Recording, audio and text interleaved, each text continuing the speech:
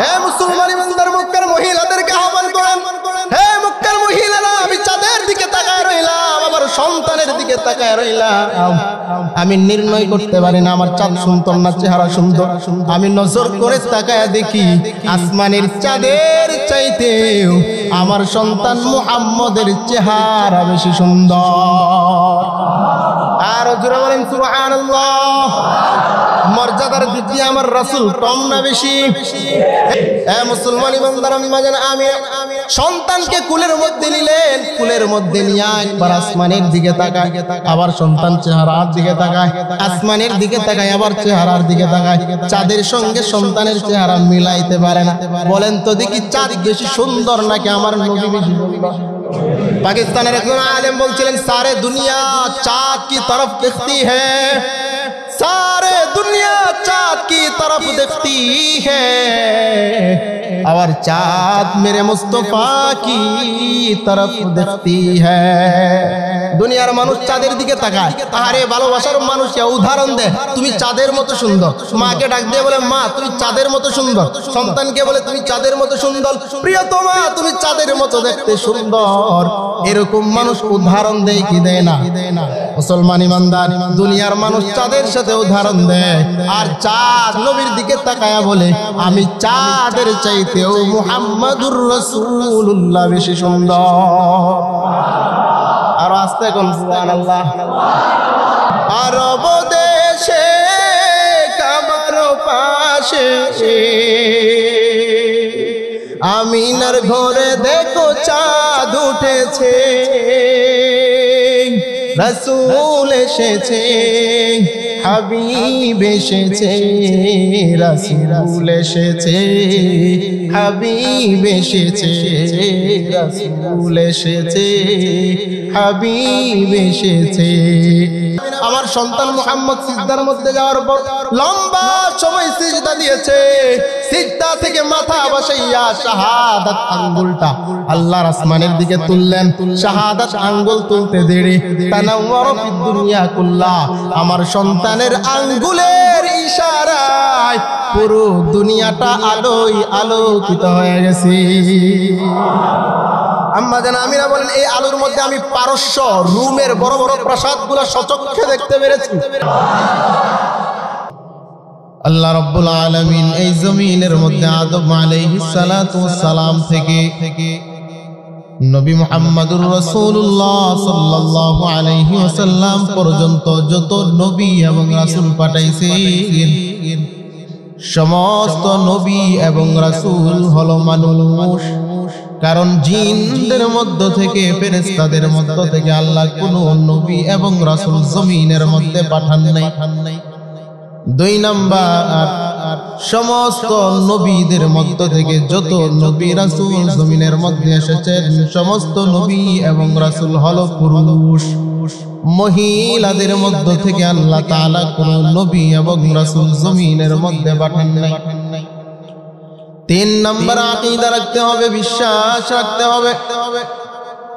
দুনিয়ার জমিনে আল্লাহ রাব্বুল আলামিন যত নবী এবং রাসূল পাঠাইছেন, সমস্ত নবী রাসূল মাসুম, বেগুনাহ, নিষ্পাপ। কোন নবী এবং রাসূলের গুনাহ নাই। মুসলমান হিসাবে এই তিনটা আকীদা রাখতে হবে কি হবে না? মুসলমান হিসাবে, ঈমানদার হিসাবে, নবীর উম্মত হিসাবে এই তিন পদের আকীদা, তিন প্রকার আকীদা আমাদের অন্তরে ধারণ করার দরকার আছে না নাই? মুসলমান ইমানদার যেহেতু বললাম, নবী মানুষদের মধ্য থেকে মানুষ, কিন্তু আমাদের মতো সাধারণ মানুষ না। আমাদের মতো সাধারণ মানুষ না। নবীদের মর্যাদা অনেক উপরে। নবীদের মাকাম, নবীদের সম্মান আল্লাহ রাব্বুল আলামিন আমাদের চাইতেও অনেক উপরে দিয়েছেন। বলেন তো দেখি, মর্যাদার দিক দিয়া আমার রাসূল মর্যাদার দিক দিয়া কম না বেশি? আমাদের মানুষের চাইতে কম না বেশি? মুসলমান ইমানদার, আমি যদি বলতে চাই আমাদের মধ্য থেকে নবী একজন মানুষ, কিন্তু আমাদের মতন না, আমাদের মতন না। এই তফাৎটা এখন থেকে শেষ পর্যন্ত বুঝবেন।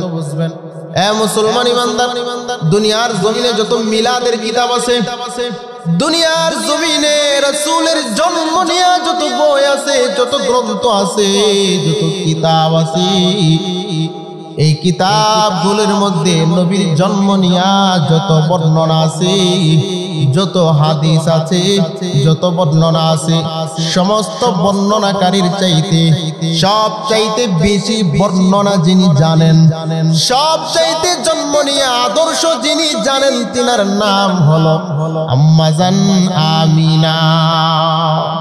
মুসলমান ইমানদার, নবীর মায়ের নাম কি? আবার বলেন, মায়ের নাম কি? এ মুসলমান, নবীজির জন্ম কেমন মর্যাদাপূর্ণ, নবীজির জন্ম কেমন বরকতময়, নবীজির জন্ম কেমন সম্মানিত। দুনিয়ার মানুষগুলো, দুনিয়ার মহিলাগুলো কানা ঘোষা করতেছিল, ষড়যন্ত্র করতেছিল, কারণ মুহাম্মদের জন্ম এত সুন্দর জন্ম দুনিয়ার জমিনে হয়েছে, সহজে অন্যান্য মহিলারা মানতে পারে না, অন্যান্য মহিলারা সহ্য করতে পারে না।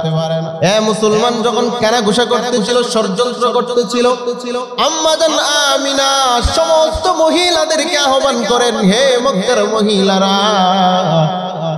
আমার সন্তান মুহাম্মদের জন্ম নিয়ে তোমরা আলোচনা করো, অথচ আমার কলিজার মালিক, আমার কলিজার টুকরা মুহাম্মদের জন্ম সম্পর্কে আমি আমিনা যেমন ভাবে জানি, দুনিয়ার কেউ তেমন ভাবে জানতে পারে না।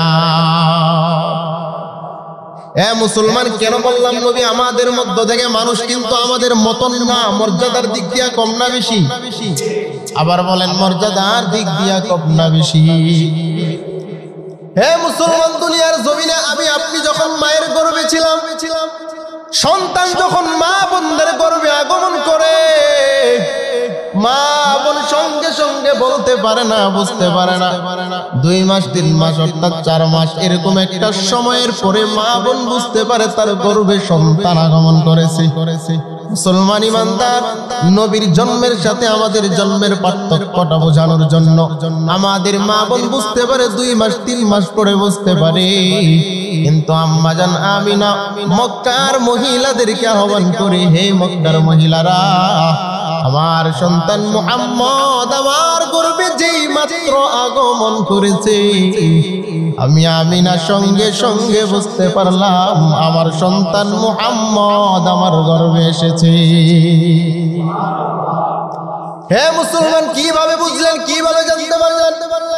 আম্মা জান আমিনা বলেন, যেদিন রাত্রিবেলা আমার সন্তান মুহাম্মদ আমার গর্ভে এসেছে, আমি আমার ঘরের মধ্যে বাতি জ্বালানোর মতো ব্যবস্থা নাই, আমার গর্ভে আমার সন্তান আসার সঙ্গে সঙ্গে আমার অন্ধকার ঘরটা নূরে আলোয় আলোকিত হয়ে গেছে।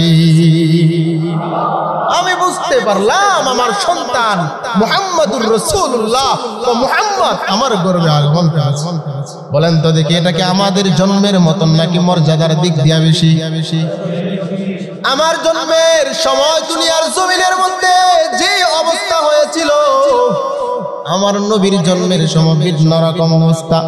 আম্মা জান আমিনা বলেন, মক্কার মহিলারা শুধু পর্যন্ত না না না, আমার সন্তান মুহাম্মদ যতদিন পর্যন্ত আমার গর্ভে ছিল, দুনিয়ার জমিনে মা বোনদের গর্ভে যখন সন্তান থাকে, খাবার খাইতে মনে চাই না, অসুস্থতার ভাব সর্ব অবস্থায় তার মধ্যে আবদ্ধ থাকে, ঘুমাইতে মনে চাই না, খাইতে মনে চাই না, বসতে মনে চাই না, সব সময় একটা অশান্তি লাগে, কি লাগে না? এ মুসলমান, তাহলে নবী আমাদের মধ্য থেকে মানুষ আমাদের মতন না, মর্যাদার দিক দিয়া কেমন?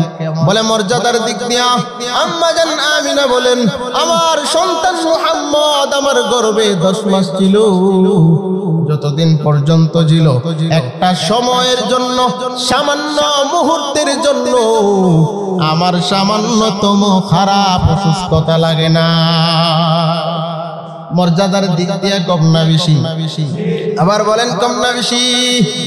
হে মুসলমান ইমানদার, আম্মা জান আমিনা বলেন, মক্কার মহিলারা আমার সন্তানের সুন্দরতম জন্মের ব্যাপারে জানতে চাও, আমার সন্তান মুহাম্মদ আমার গর্ভে আসার পর থেকে আমি যখন ঘর থেকে বের হইতাম আমি উত্তপ্ত বালুর মধ্যে আমি কদম রাখতাম। আমার এই সন্তানের বরকতের কারণে ওই উত্তপ্ত বালু উত্তপ্ত পাথরগুলো সঙ্গে সঙ্গে শীতল ঠান্ডা হয়ে যাইত। সুবহানাল্লাহ। মুসলমান ইমানদার বলেন তো, আবার নবীর জন্ম আর আমগর জন্ম কি সমান না ব্যবধান আছে?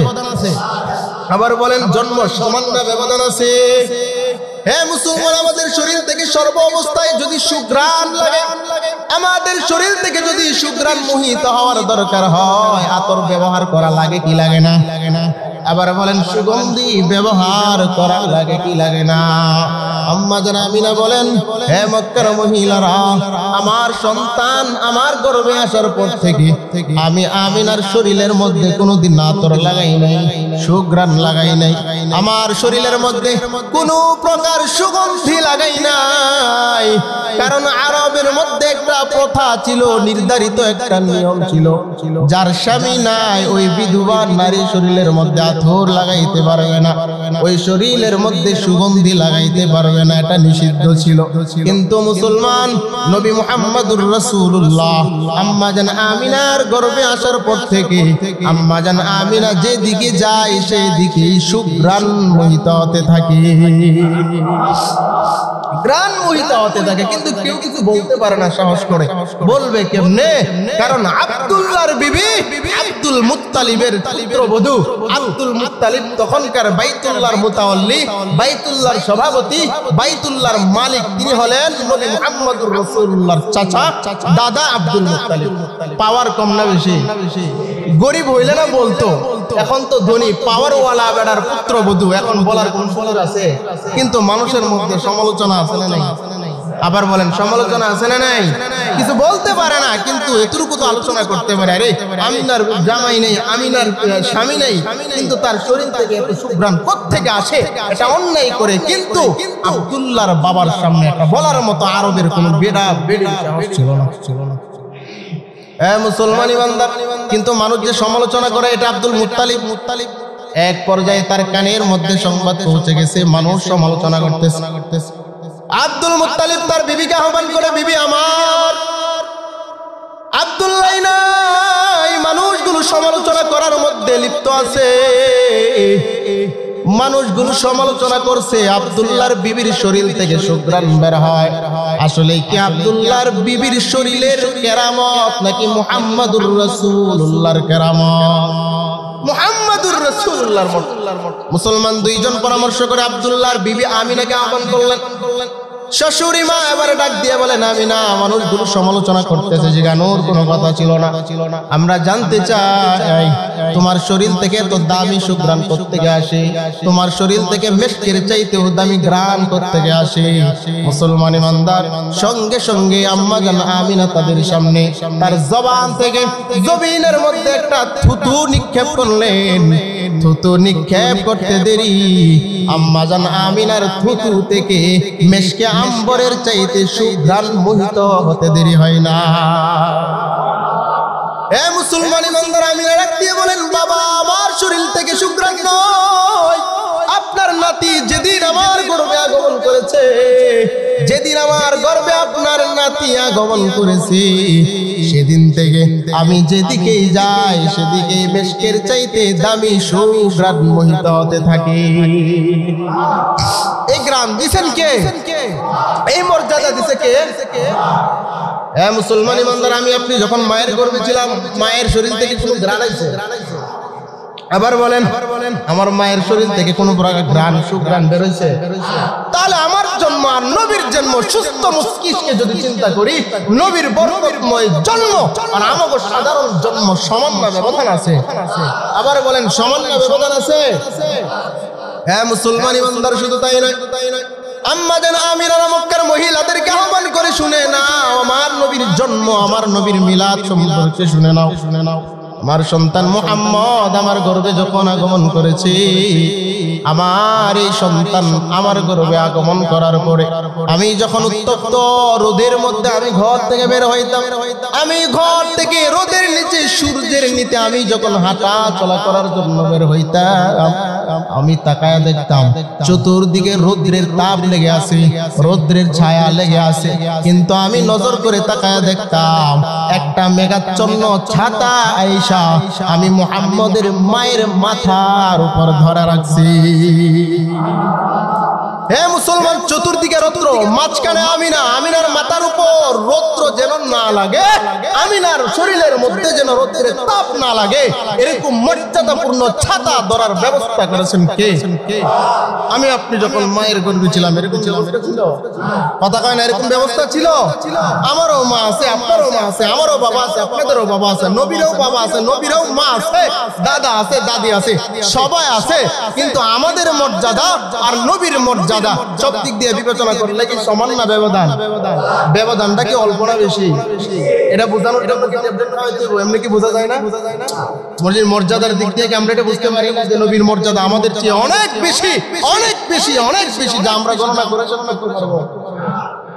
মুসলমান ইমানদার আম্মাজান আমিনা মক্কার মহিলাদেরকে আহ্বান করে, হে মক্কার মহিলারা, জানো আমার সন্তান আমার গর্ভে যখন আগমন করেছি, আমি পানি আনার জন্য যখন কুয়ার প্রান্তরে গিয়া দাঁড়াইতাম, আমি আমিনা দাঁড়াইতে দেরি, কুয়ার পানিটা যদি নিচে থাকতো, আমি আমিনা আমার কুয়ার প্রান্তরে দাঁড়ানোর সঙ্গে সঙ্গে কুয়ার পানিটা নিচ থেকে অটোমেটিক উপরের দিকে চলে আসতো।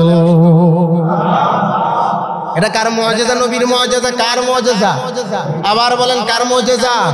এরকম কোন মর্যাদাপূর্ণ জন্ম আপনাদের হয়েছে? কিয়ামত পর্যন্ত হবে। হে মুসলমান ইমানদার, আম্মা জান আমিনা বলেন শুধু তাই নয়, প্রতিদিন রাতের বেলা যখন আমি ঘুমাইতাম স্বপ্নে দেখতাম আমার ঘরটা আলোকিত হয়ে আছে, পূর্বের সুন্দরী রমণীরা আমার ঘরের মধ্যে আয়েশা বৈশা থাকে। শুধু তাই নয়, মুহাম্মাদুর রাসূলুল্লাহর যখন জন্ম দুনিয়ার জমিনে হবে, দুনিয়ার জমিনে যখন আগমন করবে, দুনিয়ার জমিনে আগমন করার সময় আমাদের আপনাদের সন্তানরা যখন জমিনের মধ্যে আগমন করবে, মা বোনদের প্রসব ব্যথা হয় কি হয় না? আওয়াজ দিয়ে বলেন হয় কি হয় না? কম না বেশি? মুসলমান বিজ্ঞানীরা বলে, চিকিৎসা বিজ্ঞানীরা 56 ইউনিটের চাইতে বেশি ব্যথা হয়। ওই ব্যথার কারণে অনেক মা অনেক বোন দুনিয়ার জমিন থেকে বিদায় নিয়ে কবরে চলে যায়, শাহাদাতের মর্যাদা পায়। অনেক মানুষ, অনেক মা বোন ওই ব্যথা সহ্য করে তার সন্তান দুনিয়ার জমিনে ভূমিষ্ঠ করে। হে মুসলমান ইমানদার আম্মা জান আমিনা বলেন, হে মক্কার মহিলারা, তোমাদের সন্তান জমিনে আসবে, তোমাদের প্রসব ব্যথা অনেক বেশি হয়, কিন্তু শুনে নাও, আমার সন্তান মুহাম্মদের মিলাদ শুনে নাও, আমার সন্তান মুহাম্মদের জন্ম শুনে নাও। আমি আমিনার গর্ভ থেকে আমার সন্তান দুনিয়ার জমিনে আগমন করেছি, সামান্যতম ব্যথা অনুভব আমি আমিনা করি না। ব্যথা সারা জমিনে আগমন করছেন, তাহলে এই জন্ম, এই মিলাদ মর্যাদা দিক দিয়ে মুসলমান ইমানদার এটা কি কায়েম করতে পারবেন? কথা কয় না। ইচ্ছা করলে কি আপনার মা, আপনার বোন, আপনার বিবি এরকম জন্ম দেওয়ার জন্য যদি হাজারো চেষ্টা করে পারবে? এটা কার জন্য খাস? শেষ নবীর জন্য খাস। শেষ নবীর জন্যই এটাই সীমাবদ্ধ। নবীর আগেও কারো হয় নাই, নবীর পরেও কিয়ামত পর্যন্ত এমন জন্ম কারো হবে? আবার বলেন কারো হবে? হ্যাঁ মুসলমান ইমানদার, নবী তাহলে আগমন করবেন সময়টা কখন? আজ থেকে ১৫০০ বছর আগে বাংলাদেশ থেকে ৪৫০০ কিলোমিটার পশ্চিমে আদম আলাইহিস সালাতু ওয়াস সালামের জন্মের ৯৩১৩ বছর পরে নূহ আলাইহিস সালামের জামানায় সারা বিশ্বব্যাপী একটা বন্যা হয়েছিল। ওই পানির মধ্যে সমগ্র দুনিয়াটা নিমজ্জিত ছিল, পানির নিচে চলে গিয়েছিল। ওই নূহ আলাইহিস সালামের বন্যার ৬১৩৫ বছর পর, ইব্রাহিম আলাইহিস সালামের জন্মের ৩০০০ বছর পর, মুসা আলাইহিস সালাতু ওয়াস সালামের জন্মের ২৩০০ অর্থাৎ ৩০০ বছর পর, ঈসা আলাইহিস সালাতু ওয়াস সালামের জন্মের ৫৭০ মতান্তরে ৫৭১ বছর পর, আসহাবে উখদুদ বা আসহাবে কাহাফের ঘটনার ৭০ বছর পর, আসহাবে ফিলের ঘটনার ৫০ দিন পর, 20 এপ্রিল, মতান্তরে 22 এপ্রিল, 8, 10 বা 12 রবিউল আউয়াল সোমবারের দিন সুবহে সাদিকের সময় মক্কা নগরীতে আব্দুল্লাহর ঘরে আমিনার উদরে সাইয়্যিদুল মুরসালিন খাতামুন নবিয়্যিন ইমামুল মুরসালিন রাহমাতুল লিল আলামিন মানবের শ্রেষ্ঠ মানব দু জাহানের সরদার সাইয়্যিদুর রাসূল নবী মুহাম্মদুর রাসূলুল্লাহ সাল্লাল্লাহু আলাইহি ওয়াসাল্লাম এই জমিনের মধ্যে আগমন করে আল্লাহর কাছে কোনো সুপারিশ করি নাই, আল্লাহর কাছে কোনো দরখাস্ত করি নাই, আল্লাহর কাছে আমরা চাই নাই, বিনা দরখাস্তে মহান রব্বুল আলামিন আমাদেরকে সেই দামি নবীর উম্মত বানায়া দিছে। আর জুড়ে বলেন সুবহানাল্লাহ। আরব দেশে কাবার পাশে আমিনার ঘরে দেখো চাঁদ উঠেছে, রাসূল এসেছে, হাবিব এসেছে, রাসূল এসেছে, হাবিব এসেছে, রাসূল এসেছে, হাবিব এসেছে। রাসূলের মর্যাদা আমাদের চাইতে কম না বেশি? আর জোরে বলেন কম না বেশি? এই মিলাদুন নবী মিলাদ আলোচনা করতে পারবেন, সওয়াব হবে, নেকি হবে, আনন্দ লাগবে। মাগার কায়েম করার মতো, প্রতিষ্ঠিত করার মতো কোন সুযোগ আমার আপনার আছে? কিয়ামত পর্যন্ত থাকবে। আর জোরে বলেন কিয়ামত পর্যন্ত থাকবে। মুসলমান ইমানদার, আম্মা জান আমিনার গর্ভ থেকে নবী আসলেন, মুহাম্মদুর রাসূলুল্লাহ জমিনের মধ্যে আগমন করবেন। সময় হয়ে গেছে সুবহে সাদিকের সময়। দুইজন বান্দি, একজন উম্মে আইমান আর একজন আবু লাহাবের দাসী সুহাইবা, দুইজন দুই প্রান্তরে বসা। সুবহে সাদিকের সময় আম্মা জান আমিনা দুইজনের সঙ্গে কথা বলতেছিলেন। নবী আসার সময় হয়েছে। মুসলমান ইমানদার কথা বলতেছিলেন। হঠাৎ করে আম্মা জান আমিনার চোখ মুবারকের মধ্যে তন্দ্রা চলে আসে, ঘুম চলে আসে। আম্মা জান আমিনার চোখ দুইটা বন্ধ করলেন। চোখ দুইটা বন্ধ করার পর স্বপ্নে দেখেন তার এই অন্ধকার ঘরটা সুবহে সাদিকের সময় আলোকিত হয়ে যায়। আম্মা জান আমিনা স্বপ্নে দেখতেছেন এই আলোকিত ঘরের মধ্যে চারজন সুন্দরী রমণী সুন্দর করে চার কোণার মধ্যে বসা আছে। আম্মা জান আমিনা প্রশ্ন করেন, আপনারা আমার ঘরের মধ্যে আগমন করেছেন কেন? সমস্ত নারীদের মধ্যে সর্বশ্রেষ্ঠ এই উল্লেখযোগ্য চারজন নারী। আম্মা জান আমিনাকে জবাব দেন, হে আমিনা, আপনার কি খবর নাই 14 তারিখের চাঁদ আপনার ঘরে আগমন করবে? দুনিয়ার জমিনে সন্তান আগমন করলে ডক্টরের প্রয়োজন হয়, মেডিসিনের প্রয়োজন হয়, চিকিৎসকের প্রয়োজন হয় কি হয় না? মুসলমান ইমানদার তারা বলতেছিল, আমিনা, মানবের শ্রেষ্ঠ মানব নবী মুহাম্মদুর রাসূলুল্লাহ আপনার ঘরে আগমন করবে। আল্লাহ রাব্বুল আলামিনের পরে যার মাকাম, আল্লাহর পরে যার স্থান, আল্লাহর পরে যার মর্যাদা, ওই শ্রেষ্ঠ নবী আপনার গর্ভ থেকে আগমন করবে। দুনিয়ার কোনো ডাক্তারের প্রয়োজন নাই, দুনিয়ার কোনো মেডিসিনের প্রয়োজন নাই।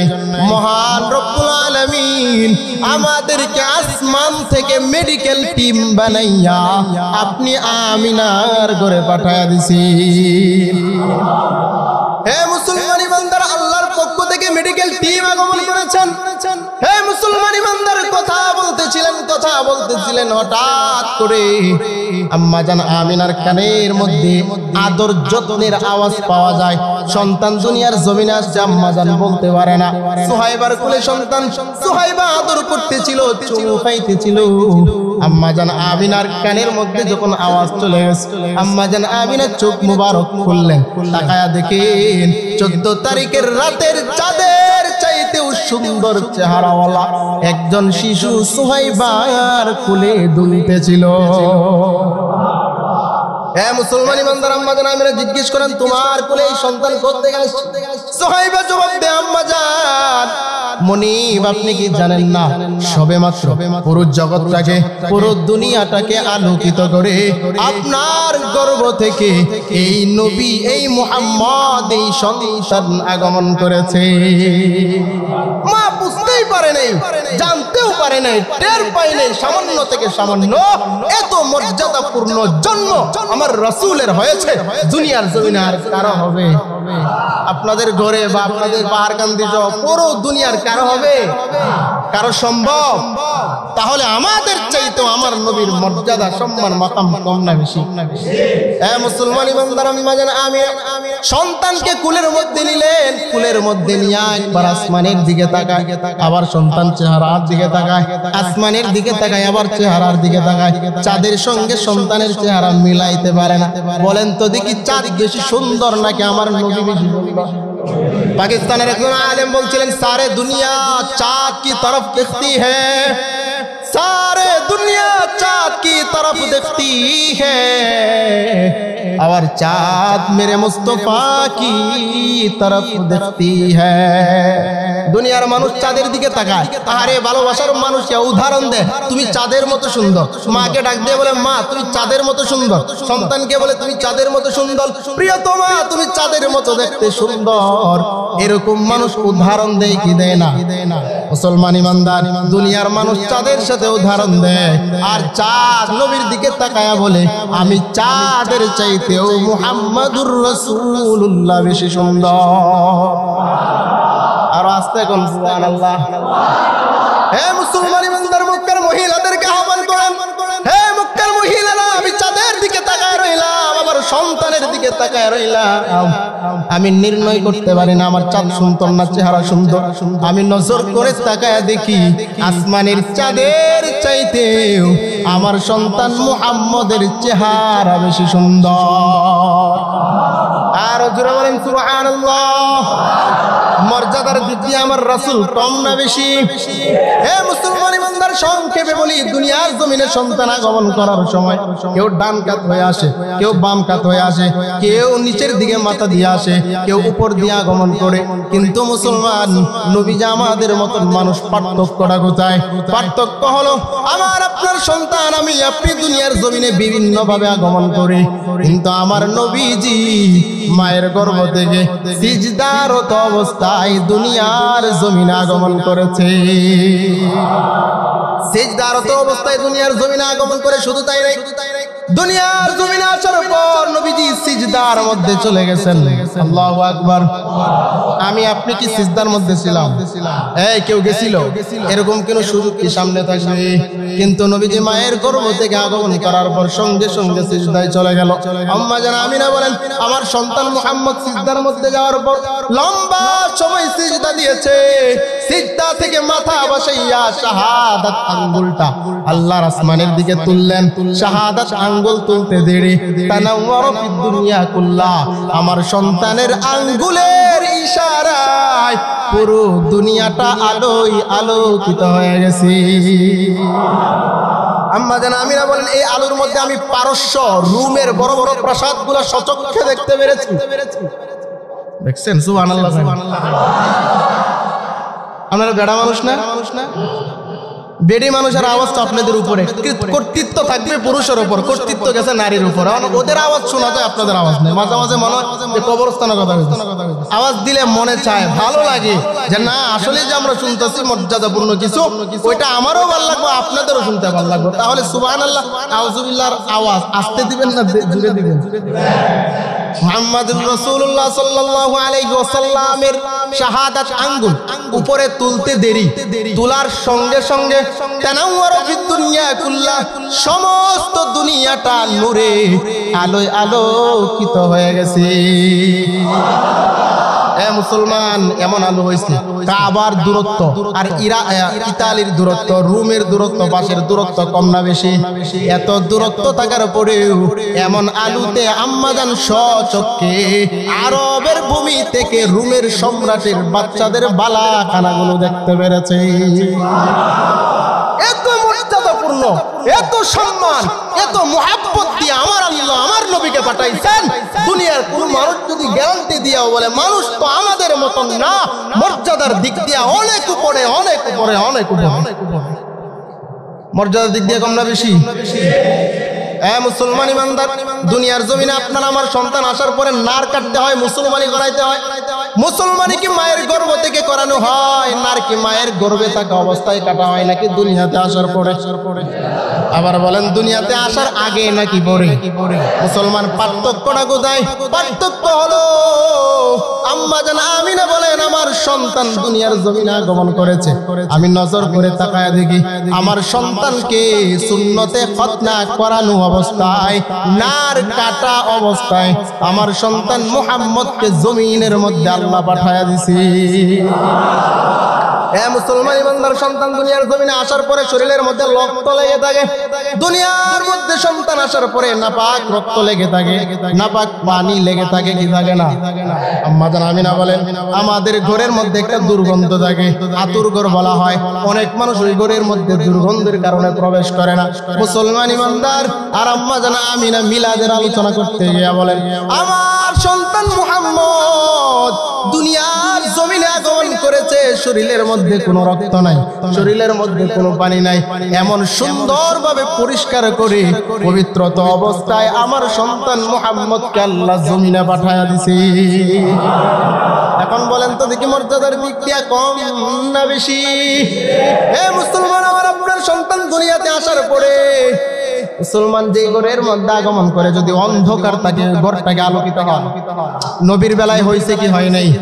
আমার নবী দুনিয়ার জমিনে আসার সঙ্গে সঙ্গে মুসলমান পারস্যের মধ্যে 1000 বছরের একটা আগুন ছিল, অগ্নি ছিল, জ্বলতেছিল। ওই আগুনটা এক মুহূর্তের জন্য 1000 বছরের মধ্যে বন্ধ করে নাই, নিভানো হয় নাই। ওই আগুনের পূজা তারা করেছে। মুসলমান, নবীর মর্যাদার জন্ম যখন হয়েছে, নবী যখন জমিনের মধ্যে কদম রাখছেন, কদম রাখতে দেরি আমার নবীর কদম রাখার সঙ্গে সঙ্গে 1000 বছরের জ্বলতে থাকা আগুন সঙ্গে সঙ্গে নিভে যায়। কি ব্যাপার? 1000 বছরে নিভাতে পারে নাই, এখন তো নিভানোর কোনো কারণ হয়নি, ফু দেয় নাই, পানি ছিটানো হয় নাই, কিচ্ছু করানো হয়। বলে বন্ধ হইল কেন? জাল হাক্কু ওয়া যাহাকাল বাতিল। হক সত্য নবী, জিন্দা নবী চলে এসেছেন, এখন আর বাতিল জমিনের মধ্যে থাকার কোনো দরকার আছে? পারলেও থাকতে পারবে। কয়টা গেছে? এই সমস্ত আলোচনা যে শুনছেন আগে পরে, এটা কি আমাদের বেলা সম্ভব নাকি শুধু নবীর বেলায় খাস? আবার বলেন আমার জন্মের সময় এরকম অলৌকিক ঘটনা, এরকম মর্যাদাপূর্ণ মুআজিজা আমার আপনার বেলা সম্ভব? সন্তানের বেলা সম্ভব? নাতিপুতি বা দুনিয়া কিয়ামত পর্যন্ত আর কারো বেলা সম্ভব?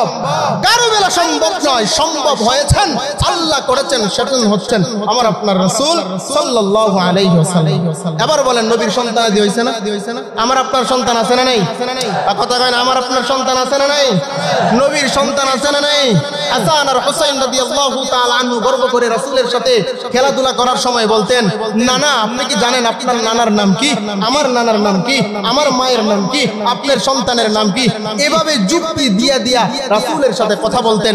যখন হাসান আর হুসাইন রাসূলের সাথে যুক্তি দিয়া কথা বলতেন, হাসান আর হুসাইন বড় গলায় উচ্চ আওয়াজে বলতেন, তোমার নানার চাইতেও আমার নানার দাম বেশি, তোমার সন্তানের চাইতেও, তোমার মায়ের চাইতেও আমার মায়ের দাম বেশি। বলে কেন? বলে আমার নানা হলো এই জামানার না, শুধু দু জাহানের সরদার রাহমাতুল লিল আলামিন হলো আমার নানা। আমার মাকে জানো, তোমার মায়ের মতন নয়, তোমার মা আমিনার মতন নয়, আমার মা হচ্ছে জান্নাতের সরদারনি যিনি হবেন ফাতেমাতুজ জোহরা হযরত রাদিয়াল্লাহু তাআলা আনহা হলেন আমার মা। মর্যাদা কম না বেশি? মানুষের ঘর থেকে সন্তান হয় কি হয় নাই? নবীর ঘর থেকে যেহেতু সন্তান হয়েছে, নবী মানুষ নাকি ভিন্ন কিছু? আবার বলেন মানুষ নাকি ভিন্ন কিছু? আমার মতো মানুষ, আপনার মতো মানুষ নাকি মর্যাদার দিয়ে ভিন্ন রকম? দুনিয়ার জমিনে আল্লাহ রাব্বুল আলামিন রাসূল পাঠাইছেন, যত রাসূল পাঠাইছেন সমস্ত রাসূলদেরকে আল্লাহ তিন ধরনের কাজ দিয়েছেন। কয় ধরনের? মিলাদের অংশ কয় ধরনের কাজ দিয়েছেন? তিন ধরনের কাজ।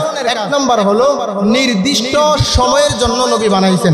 ধরেন 5 বছরের জন্য নবুয়ত দান করছে, 5 বছর পরে তার নবুয়ত চলবে না, এটা হলো এক নাম্বার। দুই নাম্বার নির্দিষ্ট সমাজের জন্য, নির্দিষ্ট এরিয়ার জন্য, এই নির্দিষ্ট এরিয়ার মধ্যে তার নবুয়ত চলবে, এর বাইরে তার নবুয়ত চলবে।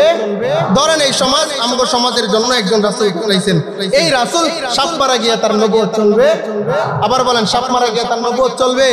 নির্দিষ্ট সময়, নির্দিষ্ট এরিয়া, নির্দিষ্ট এলাকা, নির্দিষ্ট টাইমের জন্য সমস্ত নবীদেরকে আল্লাহ পাঠাইছেন, কিন্তু আমাদের রাসূলকে আল্লাহ পাঠাইছেন নির্দিষ্ট কোন সময় দিয়া, নির্দিষ্ট এলাকার জন্য, নির্দিষ্ট সময়ের জন্য, নির্দিষ্ট এলাকাও না, নির্দিষ্ট সময়েও না, নির্দিষ্ট টাইম দিয়েও পাঠান নাই।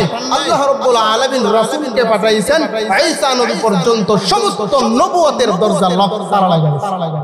এখন চলবে শুধু শেষ নবীর নবুয়ত। কার নবুয়ত? আবার বলেন শেষ নবীর নবুয়ত এখনো আছে না নাই? কিয়ামত পর্যন্ত থাকবে কি থাকবে না? সমস্ত জায়গায় কোন খ্রিস্টানের বাচ্চারা মুসলমানের রাষ্ট্রে দাওয়াত দেওয়ার কোনো অধিকার রাখে না। খ্রিস্টানরা যদি দাওয়াত দিতে হয় ইসরায়েলকে দিতে হবে, খ্রিস্টান রাষ্ট্রকে দিতে হবে, ইহুদিদেরকে দিতে হবে। ঈসা নবীর কোন উম্মত আমাদের এলাকাতে আয়েশা দাওয়াত দেওয়ার কোনো সুযোগ আছে? কিন্তু আমরা মুহাম্মদুর রাসূলুল্লাহর উম্মত, আমরা সাপমারা দাওয়াত দিতে পারবো, নীলকুঠি দিতে পারবো, ইন্ডিয়াতে দিতে পারবো, ওয়াশিংটনে দিতে পারবো, দিল্লি দিতে পারবো। সমস্ত জায়গায় দাওয়াত দেওয়ার অধিকার আমাদের উম্মতের আছে না নাই? আবার বলেন আছে না নাই? সমস্ত জায়গায় নারায়ে তাকবীরের ধ্বনি, নারায়ে তাকবীরের আওয়াজ সমস্ত জায়গায় চলবে কি চলবে না? বরত্ব চলবে কার? যিনি বড় তারই বরত্ব চলবে। বলেন বরত্ব চলবে কার? আবার বলেন বরত্ব চলবে কার? সমস্ত জায়গায় বরত্ব চলার পরে, তাকবীরের আওয়াজ দেওয়ার পরে কোন মানুষের অন্তরে যদি সামান্যতম ভয় হয় আর সে মুসলমান দাবি করে, তাকবীরের ধ্বনির শোনার কারণে ওটাকে মুসলমান আছে কথা। নারায়ে তাকবীরের আওয়াজ যদি দেই, কোন মুসলমানের অন্তরে যদি ভয় হয়, কোন মুসলমানের অন্তরে যদি বিধর্মীদের মতো অবস্থা হয়, মান তাশাব্বাহা বিকাউমিন ফাহুয়া মিনহুম, বিধর্মীদের মতো অবস্থা হয়, সে কি মুসলমান থাকবে? আবার বলেন মুসলমান থাকবে? তাকবীরের আওয়াজ শুনে যে মানুষগুলোর অন্তরের মধ্যে বেঈমানদের আকীদা ভয় সৃষ্টি হয়, একটাও মুসলমান না, প্রত্যেকটা মুসলমান নামে মুনাফিক। তাহলে বরত্ব চলবে কার? আবার বলেন বরত্ব চলবে কার? আমার আল্লাহর পরে যার মাকাম, যার স্থান, সেই নবীর আদর্শ চলবে কি চলবে না? আবার বলেন চলবে কি চলবে না? কারণ এতক্ষণ পর্যন্ত যতগুলি শুনছেন মিলাদ, এতক্ষণ পর্যন্ত যতগুলি শুনছেন মিলাদুন নবী, আমাদের নবীর জন্মের বৃত্তান্ত, এই বৃত্তান্তগুলো আমার আপনার আমাদের মতন অর্থাৎ কিয়ামত পর্যন্ত কারো পক্ষে হওয়া সম্ভব? আবার বলেন কারো পক্ষে হওয়া সম্ভব? আবার 2 মিনিট আরেকটা সলিউশন। আমরা নবীকে মানবো সন্দেহে নাকি নিঃসন্দেহে? নবীর জন্মকে মানবো সন্দেহ করে না নিঃসন্দেহ করে? আমি আবার বলি, কেউ যদি নবীর মিলাদ স্বীকার করে, কেউ যদি নবীর জন্ম স্বীকার করে, তার ঈমান থাকবে? আবার কয় না তার ঈমান থাকবে? নবীর জন্মই যদি না হইতো, আদর্শ আসতো কোত্থেকে? অতএব নবীর আদর্শ, নবীর সুন্নাত, নবীর আদর্শ মানার আগে নবীর মিলাদও মানা লাগবে কি লাগবে না?